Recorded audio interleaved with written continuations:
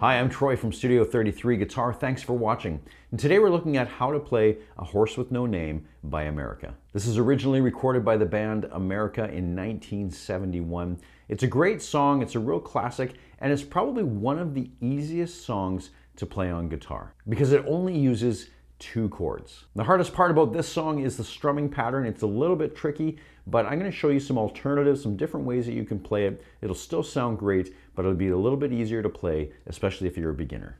As always, you can go to my website, studio33guitar.com, and you can download a free PDF version of the chords and lyrics for the song, and that'll make it a little bit easier to follow along. While you're there, you can check out some of the other free lessons that I have and some of the paid courses that I offer as well. But for now, let's jump right in, zoom in on the neck, and have a look at how to play A Horse with No Name. Now, as I mentioned, the great thing about this song is it only has 2 chords. The first chord that we're going to play is an E minor chord, and that looks like this.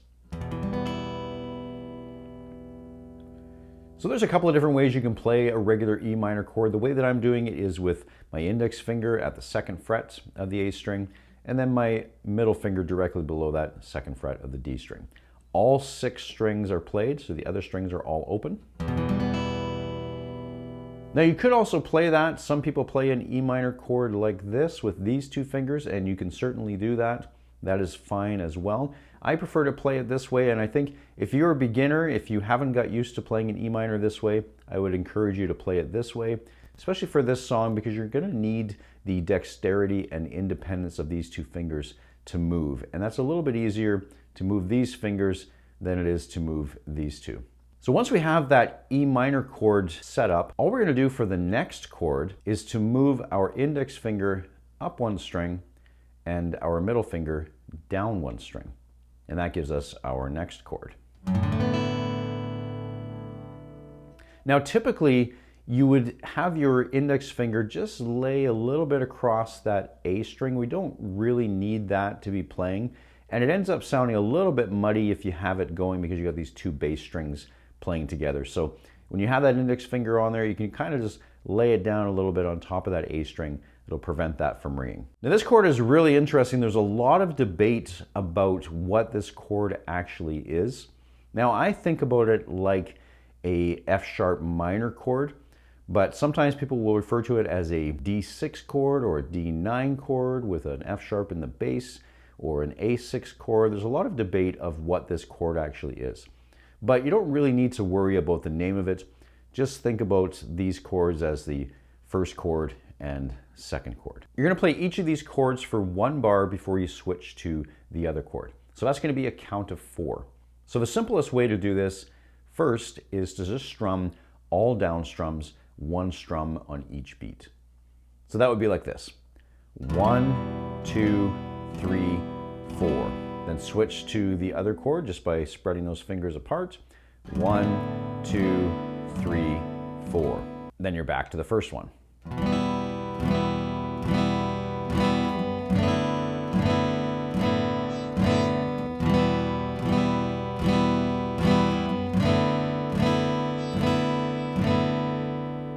Now the next simplest way to play it is to play 8th notes, and you would be counting 1 and 2 and 3 and 4 and. On all the numbers, you're going to play downstrokes. On all the ands, you're going to play upstrokes. So that would sound like this.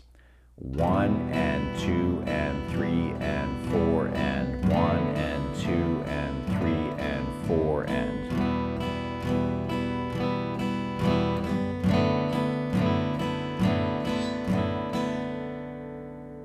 Now the next stage for your strum would be to combine those ups and downs, and it would sound something like this.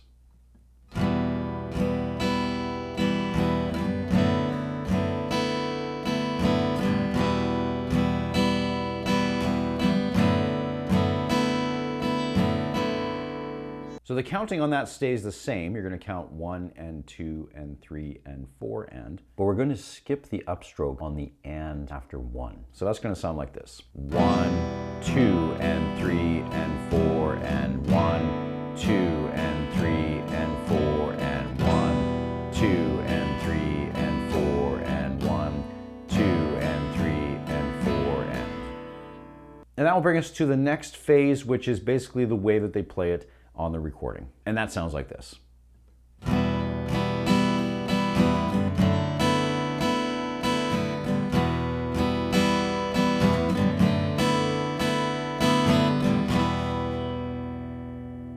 For that one, the first chord stays the same as we were doing.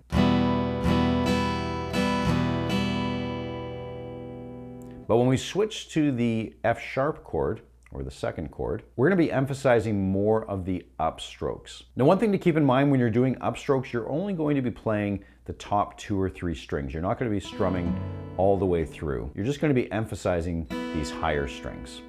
That's going to sound like this. So you have a down, and then up, up, up, down, up. The count on that would look like this. 1 and 2 and 3 and 4 and. So I'd encourage you to start slow with that and then build up your speed. Eventually it'll sound more like this.